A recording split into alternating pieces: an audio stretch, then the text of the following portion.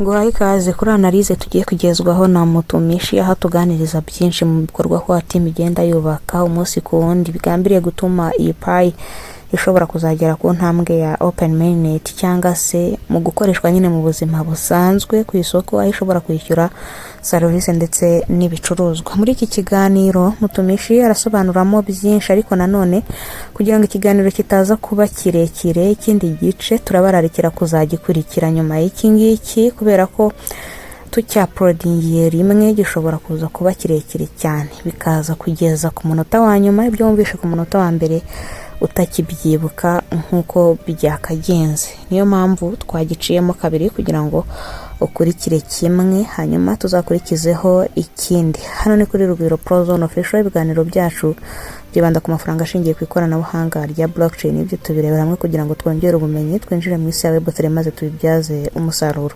Mutumishi yagize ati: mwaramutse neza abarongozi pioneers mwese, ndabaramukije kama kawaida. Ni Mutumishi.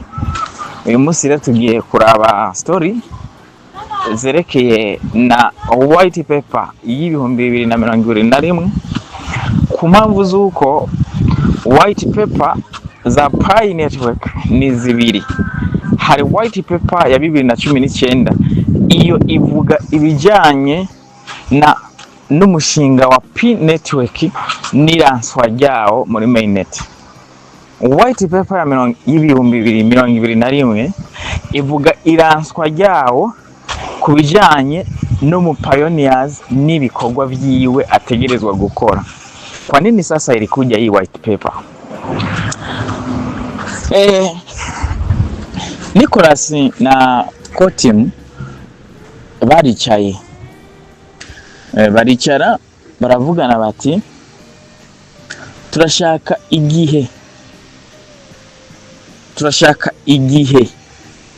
pioneers muri ecosystem bazokwiza milioni 10, mfumo utakuwa umefungwa.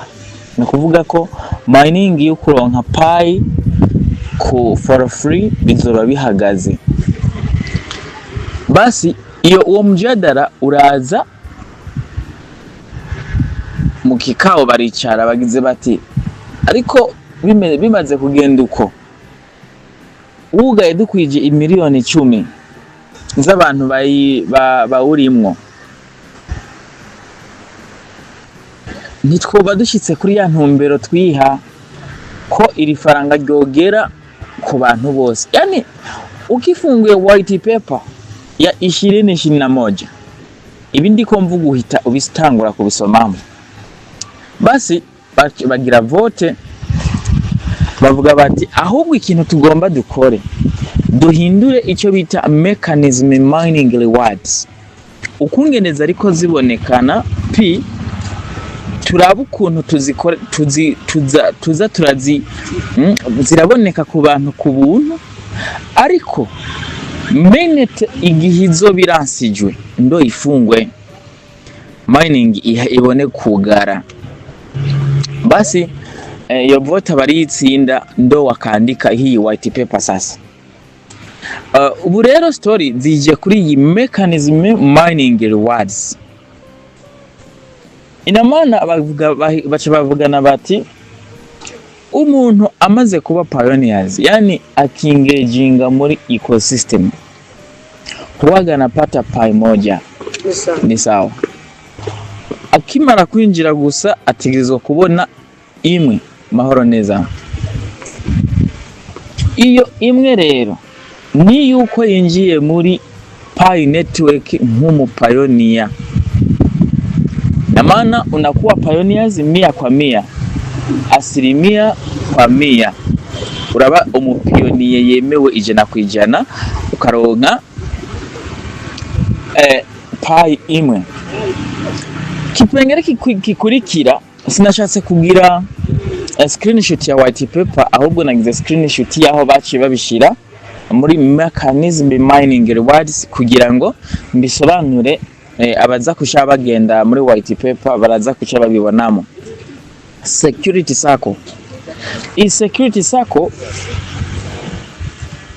iva ku bantu bashika batanu ushobora kuba washize muri cercle de sécurité yawe, urashobora kuba barenza n'ivyo kugira ngo babone ko irevre muri ozalanturu zawe yaho ubaye hariho minimum y'abantu batanu bazi payi. Mu byumve uko ico bita decentralized financial icyo bafatiyeko, bagize ati minimum umupayoniye hazoba ari azoshiremwe abantu muri cercle de sécurité yiwe azi n'imiburiburi batanu. Nitwabona batanu y'abantu abantu bari mwako karere batanu batunze payi, watafanya vitendo bazokora igikorwa gihambaye. Basi ntitwana hariho n'abaronse n'abarenze batanu, pas de problème. Igikurikira usomye muri white paper 2021 uwaga wameandika lock up reward, ni kuvuga ko iriya lock up reward dukorera muri quatrième phase nayo nyene baje increasinze muri yo white paper. Bivana rero na lock up rewards wewe wafunze ijana kwijana imyaka 3 ntanganya rewards n'uwagenze gute n'uwafunze umwaka umwe ku mezi 6. Rero bigenda bisumbanye gutyo kandi ikintu noshobora kuca ntanga ubusobanuro hano nuko iriya quatrième phase ufise uburenganzira bwo kwiduza canke kuyimanura canke kuyongeza canke kuyiduza ari uko wakorewe migration. Utarakorerwa migration ivyo ivyasetinzwe biguma ari ivyo, uzoronka ubwo burenganzira bwo guhindagura lock up rewards ari uko wakorewe migration. Iyi story sasa ya hii mechanism mining rewards ku mu pioneers bibaye ngombwa ko nza kugenda ndayibwiye community, kuko ngomba manze nimukire muri classe mu misi mikeya iri imbere. Nzomanza mbure gatoya kuko nzoba ndiko nditaho kwigisha pratique, kuko murabona aha mba theory haraho ntangira ro pratique mu buryo bw'utu video kugira ngo aba pioneers bagiyeyo bamenye kubikora.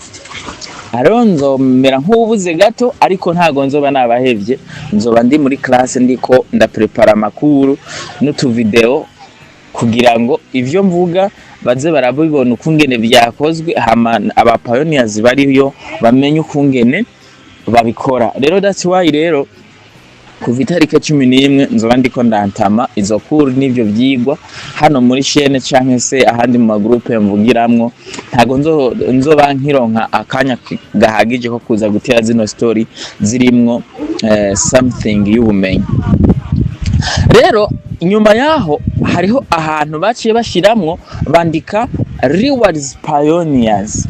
Hano ho muri dashboard baciye bayita rewards. Iyi pioneers yukuba umupioneer ari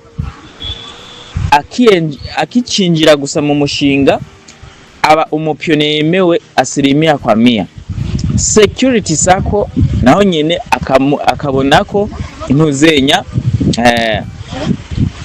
rewards ziva kuri total mining base rate yiwe. Hano rero hepfo batubwiye ngo referral team, abo watumiye rero. Uwo watumiye nuko gusa turi mu bihe by'uko bose bahevye ku mininga. Muri white paper ya 2021 batubwira ko umupioneers umwe watumiye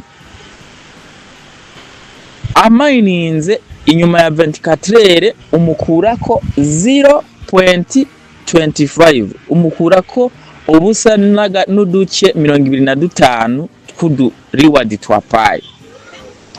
Rero ugitumiye umuntu umwe ucuba muri ya kaze hariya bita ambassador pioneers. Ambassador kuvuga watumiye ucubumwa wewe utumiye ni ucuza kuba umuambasaderi wiwe. Basi wowe ugitumiye rero abantu ubwo nyine system cyiti kubo iki gufata nk'umuambassador. Rero aba ambassador batumiye abantu muno mushinga wa Pi, abenshi ama account yabo ntaca ariyumvigwa, babahaye KYC ntago barabaha inyishu z'ivyavuye mu ma KYC yabo, babemereye KYC ariko ntago barabakorera migration, baracari muri tentative. Ku mpamvu ziki sinzi ibyo ko team izisunga mu kuzogira ibakure mu ivyo bihe barimwo kugira ngo binjizwe muri mainnet wallet. Basi ucufata rero uwe warabaye mu ambassador, ukaba waratumiye, ukaraba bo watumiye abariko baramininga ari 10, ucufata 10 kugwiza 0,25 ucitora Pi zibiri no duce dutanu. Izo Pi zibiri zica ziteranyako na ya yindi imwe wewe umininze ubona. Hepfo baca bandika ngo utility users bonus, utility usage bonuses. Musi yaho handitse ngo turning in progress, this value may change. Ariko izi reward ziva muri utility usage bonus ni ibintu bishobora guhindagurika bivanye n'ukungene umuntu yakoze gute. Rero uku niko ngomba sobanura. Basi umuntu ashobora kuva ngaha akagenda ku beach gufata akayaga, no kuvuga uretse ko kuri beach usanga hari abantu biyambisa ubusa, sivyo wewe bikujanye. Wowe uragenda kuri beach kajya akayaga katanganyika kakaguhuhera mu bwonko, yani kuja kuri beach ukaharonkera nakandi kunguko kudufresher canke se kukorosha ubwonko, bivana n'intumbero ya kujanye. Yani ukienda kule sasa ukiangalia watu wako uchi, karaba abiyambitse nabi, uvayo vyakononye ubwonko. Oriye naho wari wajanywe n'iki no korosha ubwonko.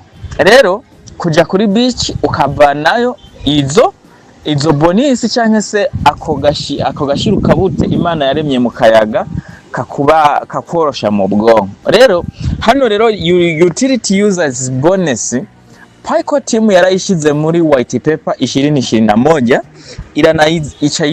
iranayishira muri mining mechanism rewards kugira ngo umuntu azotemberera Pi browser hariya umwanya marayo, amasaha marayo, ecosystem imuharurire reward, quelque reward canke se utubonisi runaka ishobora kumushirira kuri account yiwe nyuma yo kuheza ku mininga 24 ikamushirira kuri tableau de bord hariya to miningira.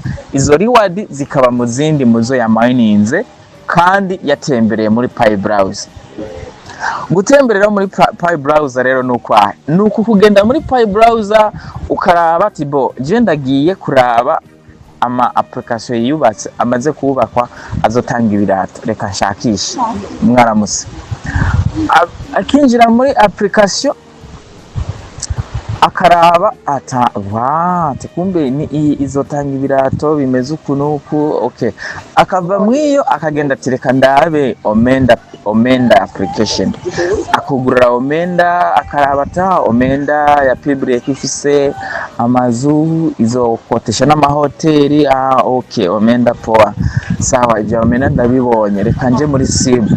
Akaja kugura muri Sibu akaraba okay, yava iyo akaja muri Wording Jobs yanje hariya Wording Jobs akayugurura karata mtumishi yubatse application izotanga ihuduma z'imiryango y'ivyuma n'icya. Okay, reka turindire mainnet turabishi ico bizotuyagira. Akavayo akashaja kuraba ndati narumvise mtumishi yarubatse n'indi application bita bet with Pi, reka nayo nyene ndayinjiyemo ndabe ko akadege kaduga neza. Basi ana ingia kule ndani akaraba ati akadege gaturika neza kazotujya canke nzokajya. Ibyo byose yani umwanya umara muri Pi browser ugendera ama application yubasweyo, basi ecosystem huwaga inakuangalia system ya Pi iraraba umwanya umaze ati uyu muntu yagiye muri Pi browser, aratemberera application ziriko zirubakwayo, aratemberera aravayo aragenda no muri chat room, yaramaze y'umwanya munini ariko araraba ibyo moderator bariko bishura aba pioneers mu bijanye n'ibibazo bafise. Uwo mwanya none yamaze hagati yo muri Pi browser no kumara muri application za ecosystem ya Pi, tumuhe reward zingahe? Yani mechanism reward zicha zifata wa mwanya wamaze muri Pi browser, waga sasa inakupa bonus. Niho rero ugiye kumininga usanga hariko quelque bonus 0,20 0,50, hariho n'abambara y'umwanya munini ugasanga ba bonuses utility usage bonuses bakwije na Pi yose canke Pi zibiri gutyo zirenga. Rero uko rero uba mwiri ya Pi browser, uraba ivyubasweyo, uraba ama application ko yubaswe, ukanayugurura, ukagira na open, ukaraba ko imbere AI yazubase canke aba developer bubase application, how hiyo ni exception nkaya karero natanga kuko ugenda kuri beach gufata kayaga ariko kavayo ugataha utahanye ubwonko buruhutse. Sasa ko timu ikapanga iyo mechanism mining rewards kutemberera application za Pi browser, umuntu avuyeyo kuvayo ashobora kuca aje kumininga akabona utuzawadi runaka cyangwa se uturiwadi bamuhaye tw'udupayi, dushobora kuja hariya muri tableau de bord tuminingira akorewe migration, bacha natwo nyine tuba turi muzo akorewe migration. Basi ngoja kwanza nisimamie hapa, tuendelee kwenye audio inayofuata. Mutumisha arakoze cyane kubw'ubusobanuro atanze, ni nako dusora ikiganiro cya none. Nshimira mwese twabanye muri iki kiganiro, ngira ni mwakoze cyane kutwumva. Imana ibarinde.